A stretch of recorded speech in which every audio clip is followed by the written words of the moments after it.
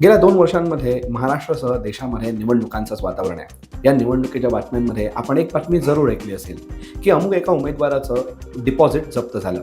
आपल्याला प्रश्न नक्कीच पडला असेल, की डिपॉझिट म्हणजे नेमकं असतं काय? आणि डिपॉझिट जप्त होणं म्हणजे नेमकं होतं काय? तर डिपॉझिट म्हणजे जेव्हा कुठलाही उमेदवारी अर्ज दाखल करतो, तेव्हा त्या अर्जासोबत त्याला एक ठराविक रक्कम, अनामत रक्कम म्हणजे डिपॉझिट म्हणून भरावी लागते.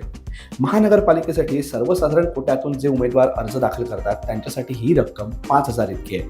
तर अनुसूचित जाती जमातींच्या उमेदवारांसाठी हीच रक्कम 2,500 इतकी आहे. जेव्हा मतमोजणीची वेळ येते तेव्हा नोटाची मतं वगळून जी वैध मतं आहेत त्या वैध मतांच्या 1/8 म्हणजेच 1/8 इतकी सुद्धा मतं ज्या उमेदवाराला पडली नसतील त्या उमेदवाराचं डिपॉझिट जप्त होतं.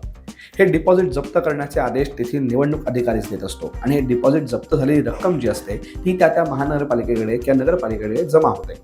आता एक प्रकारे आपण जर बघितलं तर डिपॉझिट जप्त होणं त्या उमेदवारासाठी एक नामुष्कीच आहे आणि अशा नामुष्की पदरी पडलेल्या उमेदवारांचं राजकीय भवितव्य काय असेल याबद्दल आपण अंदाजच बांधू शकतो.